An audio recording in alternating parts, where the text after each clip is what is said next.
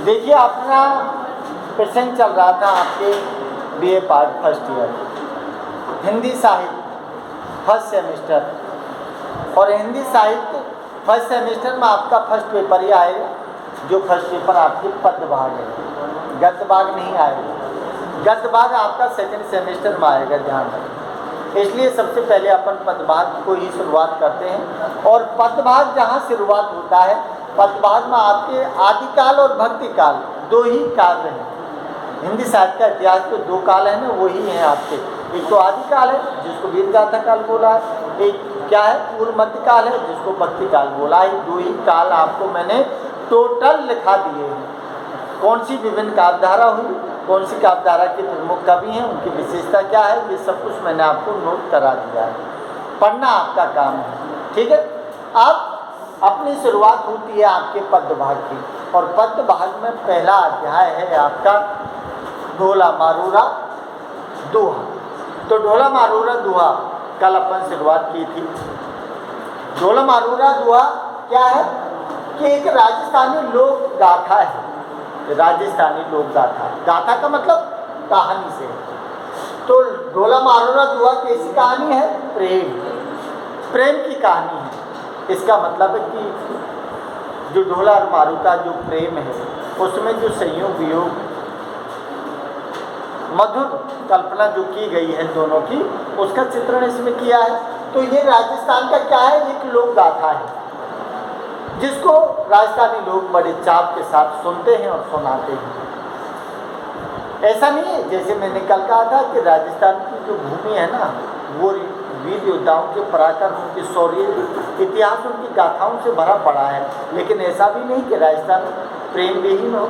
इसका मतलब है कि प्रेम की गाथा भी यहाँ रची हैं, जिनमें ढोला मारूरा दोहा बीसलदेव रासो का नाम आता है। ये दोनों ही पाठ आपके पद्य भाग में है। पहला पाठ है आपका ये क्या है, एक प्रेम काव्य है। प्रेम काव्य जिसमें ढोला मारू की प्रेम को आधार बनाया है। इसको जातीय काव्य कहा जाता है, कि एक राजस्थान का जातीय काव्य के रूप में माना जाता है। जैसे मैंने आपको कल कहा था, आपको मैंने कहानी बताई थी, समझ आई ना बात? समझ आई? इसका मतलब बात कहाँ से चालू हुई थी कि ढोला कौन है, मारू कौन है। इसका मतलब है कि ढोला किसका पुत्र है?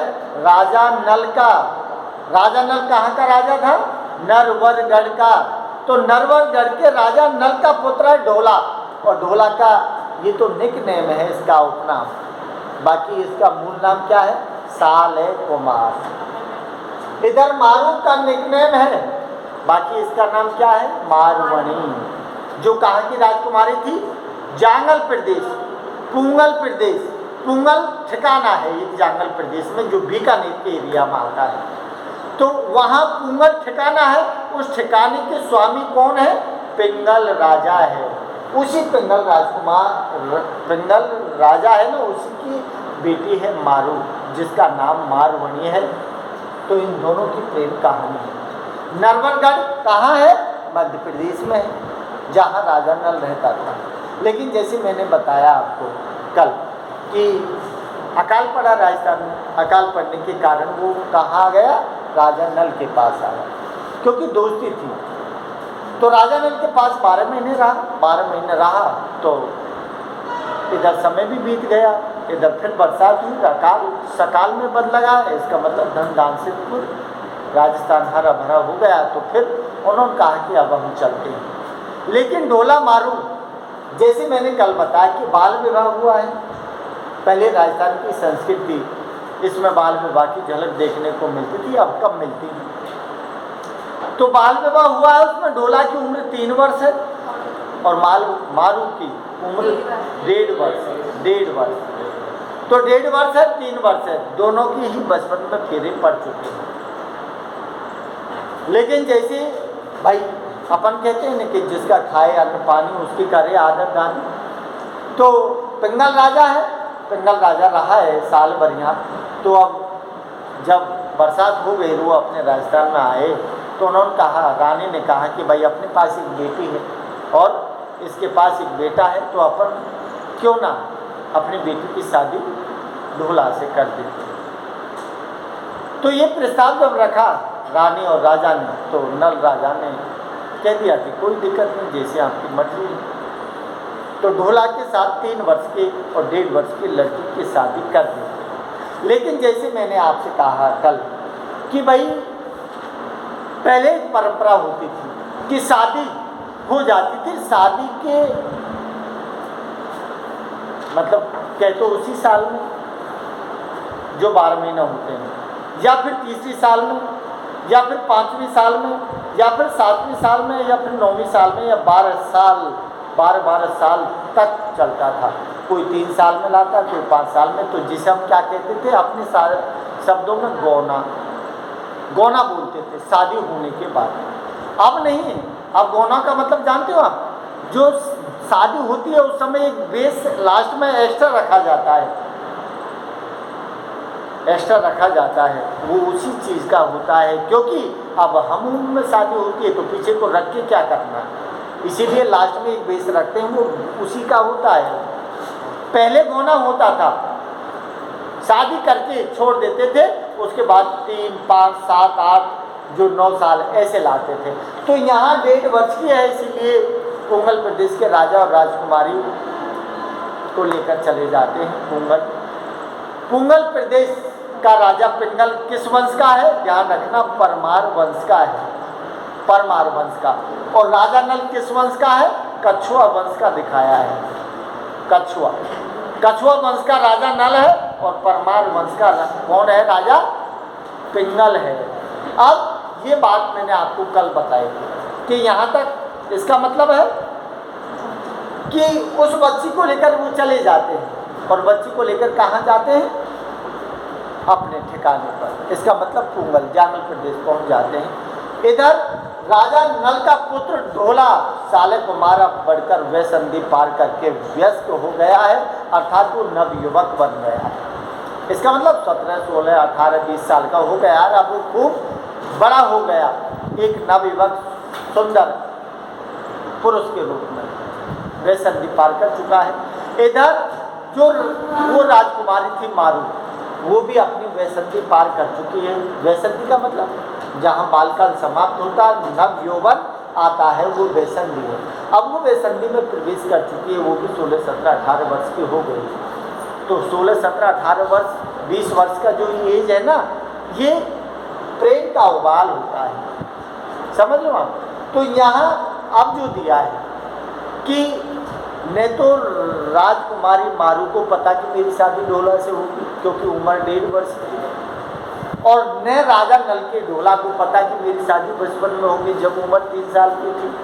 न तो राजा नल ने इससे कहा और न उस लड़की से उसके घर वालों ने कहा, और दोनों ही अब हम उम्र के हो चुके हैं। लेकिन पहले राजाओं के एक नहीं 10-10, 15-15, 20-20 रानी रहती थी, तो राजा नल के बेसिक भी वो नहीं था, क्योंकि आप बच्चा हुआ है शादी लायक तो अब शादी कर लेंगे। वो इस इंतजार में था कि पुंगल प्रदेश का राजा खबर करेगा गौने की, तो मैं मेरे बेटे को ले जाकर दुल्हन को ले आऊँगा। तो उधर से कोई खबर नहीं आई, तो राजा नल ने शादी दूसरी कर ली अपने ढोला राजकुमार, दूसरी शादी कर ली। और वो दूसरी शादी किससे की थी, मालवणी। ध्यान रखना, ये क्या है, मालव प्रदेश दिया है, मालव प्रदेश, मालव प्रदेश अर्थात मालवा की राजकुमारी दिया है मालव प्रदेश। तो इसका नाम क्या दिया है, मालवणी। मालवणी से शादी हो गई, ये दूसरी पत्नी है इसकी। पहली पत्नी तो कौन थी, मालू। तो ये मालव प्रदेश की है, अर्थात मालवा। और मालवा कहाँ है, मध्य प्रदेश। मध्य प्रदेश के क्षेत्र को मालवा बोलते हैं, और मालवा के आधार पर ही भाषा है मालवी। मालवी तो मालवी भाषा है, तो मालव प्रदेश की है। तो मालव प्रदेश की कौन है, मालवणी। तो मालवणी के साथ राजा नल अपने ढोले की शादी कर देता है, और मालवणी घर में आ जाती है। और मालवणी के आने के बाद वो बड़े आराम से अपने जीवन जीते हैं। यहाँ तक अपनी कल बात हो गई है ना। अब देखिए, अब बात क्या होती है, बात ये होती है कि उधर मारवाणी जो है अपने प्रेम में तड़प रही है, उसको पता नहीं कि मेरी शादी हो गई, घर वालों ने भी नहीं बताया। अब बात क्या होती है कि जैसे जो राजा है ढोला राजकुमार है नरवरगढ़ का, वो मालवणी के साथ अपना जीवन बिताता है, लेकिन अब उम्र हम वयस्क हो गई है और वो अब क्या है, रात में एक स्वप्न देखती है। कौन? मारू स्वप्न देखती है, स्वप्न में और कोई नहीं, वही ढोला आता है, नरवरगढ़ का राजकुमार साले कुमार, जिसका जो उसका पति है और कोई नहीं आता, बस वही ढोला उसके स्वप्न में आता है और उसी स्वप्न को लेकर वो चिंतित हो कि मैंने ये क्या देखा। जब ये चर्चा चलती है तो उसकी जो माँ बाप हैं वो कहते हैं कि बेटा कि वो तेरा ढोला है, तेरा पति है, जो हमने बचपन में तेरी शादी कर चुकी है। अब जब ये पता चला तो सीधी बात है कि वो और ज़्यादा बेचैन हो गई कि जब मेरा ढोला है, मेरा पति है, तो फिर मेरा जीवन यहाँ बेकार है, इसलिए अब वो जाना चाहती है। उसके अंदर विरह वियोग की तड़पन और प्रेम की जो धारा है वो फूटती है और वो हर पल हर क्षण ये चाहती है कि मैं पंख को तो ओढ़ के चली जाऊँगा तो, लेकिन जाए कैसे, पंख तो है नहीं और गौना हुआ नहीं, तो गौना के बगैर कैसे जाए। इसीलिए वो क्या करती है कि ढांडी शब्द आया है आपके पत्र में, ढांडी, और ढांडी किसको बोला है? संदेश ले जाने वाले जो लोग हैं ना उनको ढांडी बोला है कि ढांडी बुलाती है और ढांडी को संदेश लिखती है और संदेश में दोहे लिखती है और उनको कहती है कि जाओ नरवरगढ़ मेरे ढोला के पास, और ढोला से कहना कि मैं अब वयस्क हो चुकी हूँ, मैं आपका इंतज़ार कर रही हूँ, आप आओ और मुझे यहाँ से कोना करके अपने साथ ले चलो। अरदास करती है, लेकिन बात क्या है कि यहाँ कौन है? यहाँ मालवणी 7 फेरे खा के आ गई है।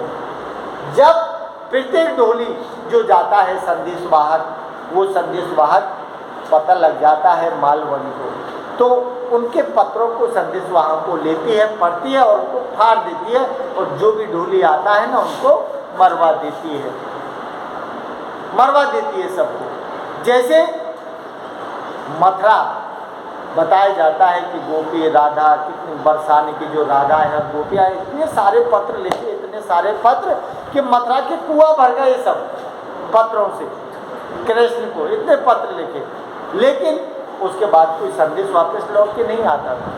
तो वो क्या सोचती हैं गोपियाँ ये सोचती है कि या तो स्याही बीत गई मथुरा है, या फिर कागज बीत गए, या फिर हमारा कोई ऐसो आंधो कुआ जिसमें ये जाए कि वाई में गिर जाए सब। तो ये भी यही कल्पना कर रही है कि भाई ऐसा क्या है कि मैं जिस ढांडी को भेज रही हूँ उस ढांडी वापस लौट के नहीं आ रहा है, अरे वो मर रहा है या फिर उसका संदेश राजा तक नहीं पहुँच पा रहा है, कोई भी वापस नहीं आता है। समय निकलता है, उसकी सखी सहेली है, सबसे अब पता चल गया है। उसकी सखी सहेली पूछती है कि भाई ये गजब की बात है कि जिस पति को तूने देखा नहीं, जिस ढोला साला कुमार को तूने देखा नहीं, वो तेरे सपने में आया और उससे तुझे प्रेम हो गया, ये हमारी बात हजम नहीं है। लेकिन वो कहती है कि ये सत्य है, कि वो कहती है ये सत्य है कि ढोला मेरा पति है। पता लगता है घर वालों से तो वास्तव में ही उसका पति है, जो बचपन में बाल विवाह हो गया था। तो अब बातचीत करती है, बहुत सारे ढोली आते, कोई वो नहीं। लेकिन अब क्या होता है, अब मारवणी, ध्यान रखना नाम मारवणी है और ये मालवणी है, दोनों ही ढोला की पत्नी है।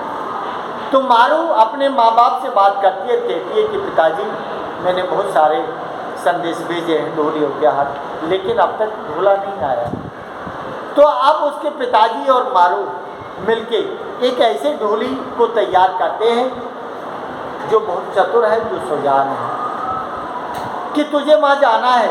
और मारू जो है दोहा छंद है, ध्यान रखना। ढोला मारू का प्रेम कहानी दुआ छंद में लिखी है। दुआ का मतलब है दोहा। दुआ छंद में लिखी है और मारू का मल्हार गीत लिखा है। तो फिर उन्होंने ऐसे ढोली को पकड़ा जो बहुत चतुर सुजान है, उससे कहा कि तू नरवरगढ़ जाना और ढोली जो है तुझे मारू के गीत दुआ में गाने हैं। किसको? राजकुमार को समझाने हैं। तो वो समझेगा तब वो समझ आएगा। इसलिए एक ढोली है, उस ढोली को वो ढोली जाता है। अब ढोली क्या है? बड़ा चतुर है, सुजान है, इसलिए वो याचक बन के जाता है, भिखारी बन के जाता है। वह किसी तरह से उसको पहुंचना था राजा के पास। क्यों?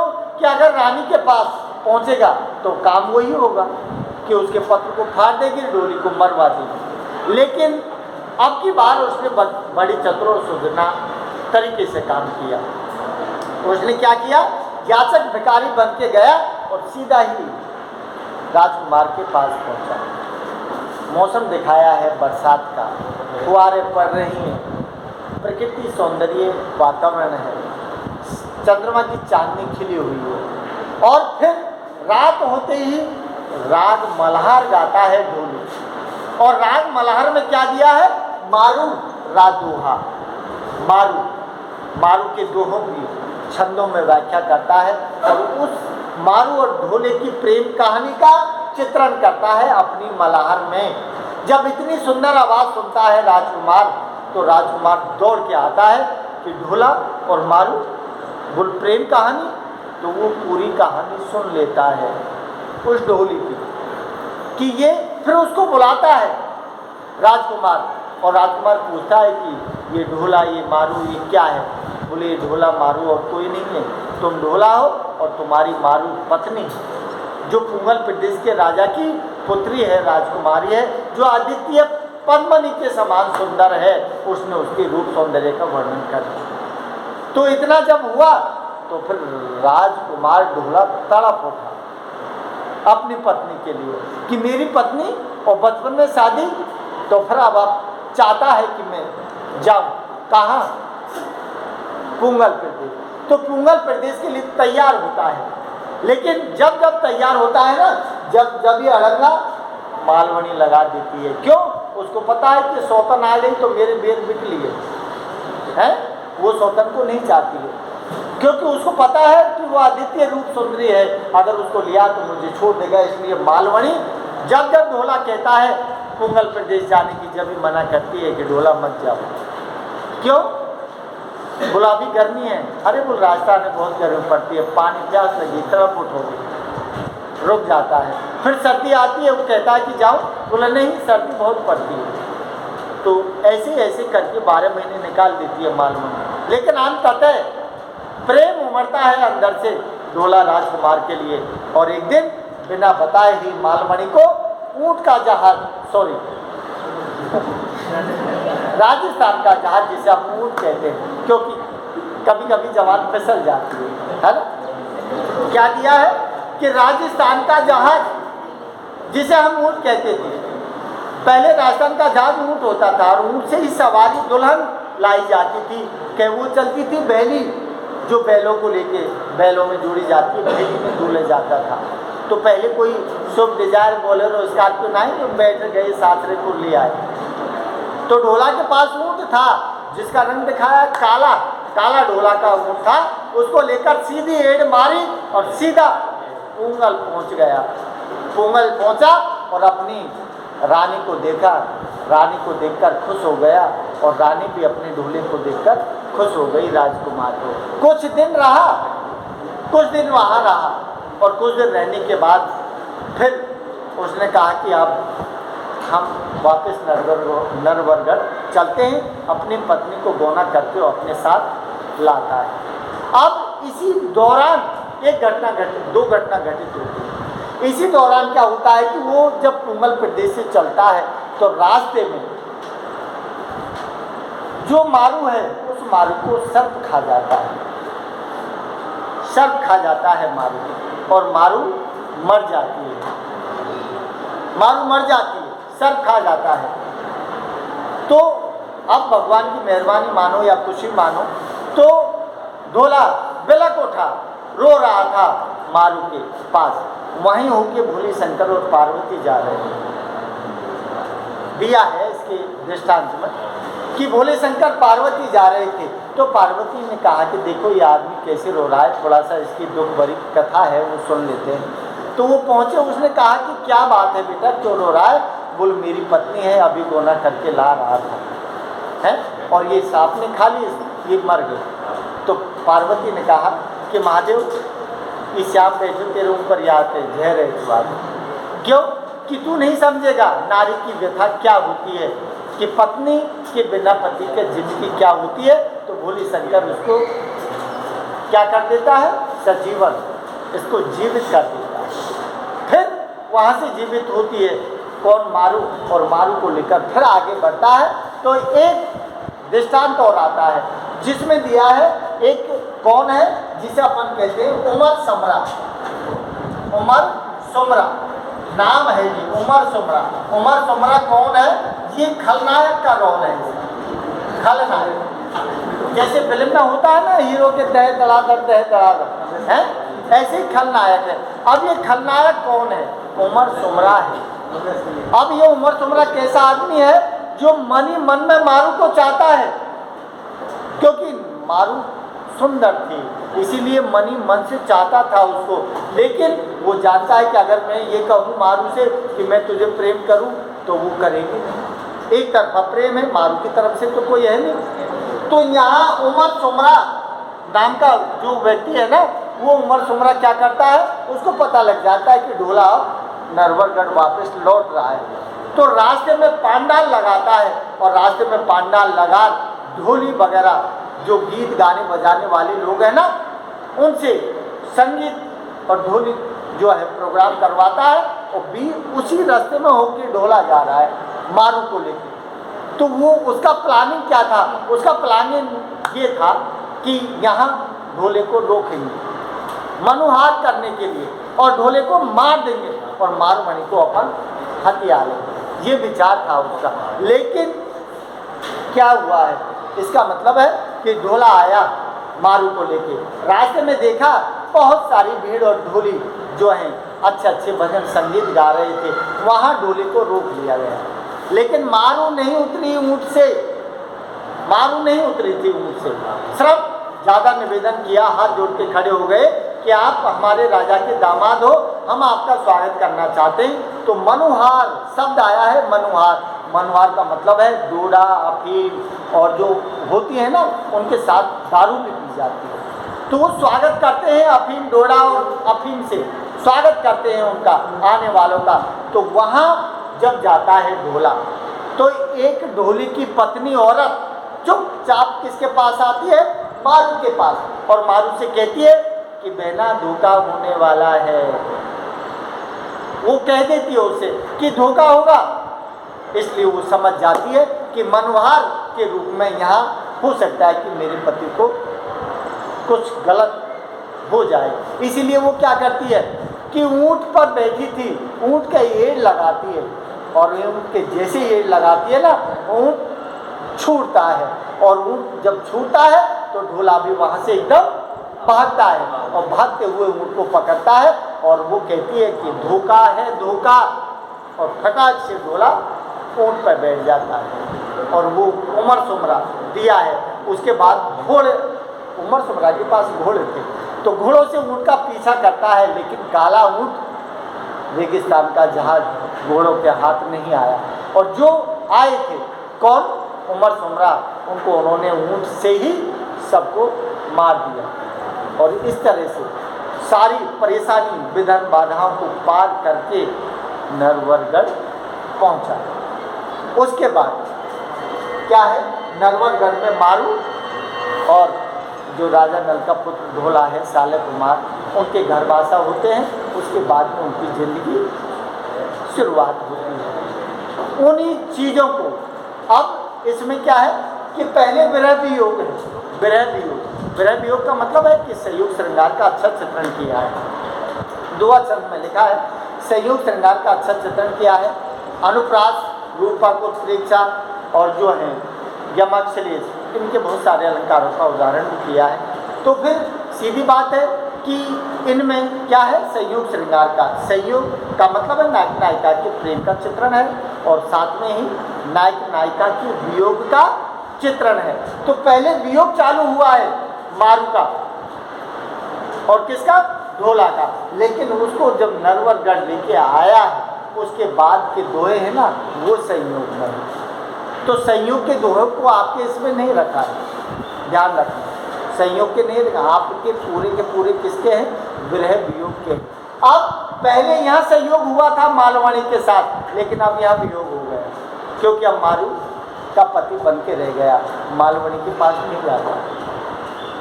तो इस तरह की ये कहानी थी, आपको जो मैंने शॉर्ट रूप में आपको बता दी है, समझा दी है, ठीक है। अब आप जब पढ़ोगे ढोला मारू तो फिर विरह वियोग के दोहे हैं जो आपको मैं पढ़ा, समझ आई बात, कहीं कोई दिक्कत है नहीं।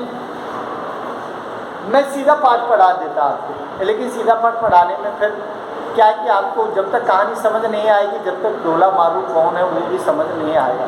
अगर मैं आप पाठ भी नहीं पढ़ाऊँ ना तो भी तुम चैलेंज कर सकते हो कि साहब हम कुछ लिख देंगे इसमें, क्यों, कुछ चीज़ें ऐसी होती हैं जो कहानी रूप में बताने से वो स्थायिक रूप से दिमाग में बैठ जाती है। पाठ को पढ़ाने से पहले उसका भावार्थ, उसकी कहानी है या जो भी है उसको अच्छी तरह से आपके सामने पेश करें, अर्थात बच्चों को बताया जाए तो पहले वो सब चीज़ आसान हो जाती है समझ, ठीक है ना। और कोई दिक्कत, अब आप देखिए, अब इस बात को आपको समझना है तो एक गुजारिश है मेरी कि आपके पास बुक हो, बुक के बिना मैंने 1.5 महीना निकाल दिया।